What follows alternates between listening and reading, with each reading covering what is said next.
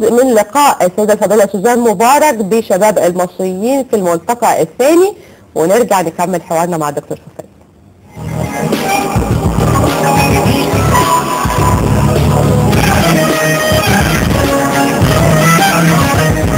أحب أقول بس إن أنا يعني بفتخر بكم جميعا شباب وشابات معنا النهارده كسفراء لمصر، كسفراء لوطنكم، كذا العالم الخارجي بشكل عام.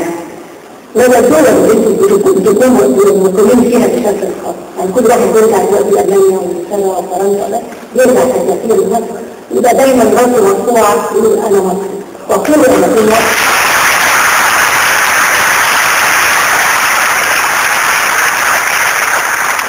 ودي حاجة حلوة جدا للقلب، فعلا أنا بتكلم عن نفسي، أنا فخورة إني مصرية، فخورة إني النهارده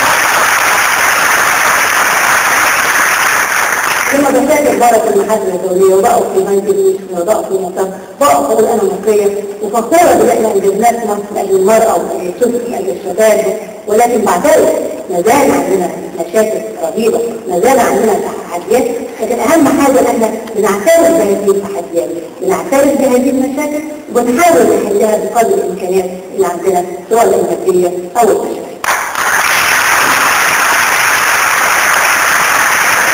فنفتخر به أيضا كسفراء للسلام، محبين للوطن وأوفياء ومدافعين عنه. مفيش حد أبدا في الخارج يقول على مصر كلمة كده ما تعجبكوش تسكتوا، لازم تدافعوا عنها، تدافعوا عنها بحق، تدافعوا عنها كلكم. علمتوا النهارده رسالة هذه الزيارة، شفتوا الواقع وعيشتوه، وعندكم رسالة أكيد ممكن ترجعوا بيها إلى يعني بلاد ترجعوا لها إن شاء الله.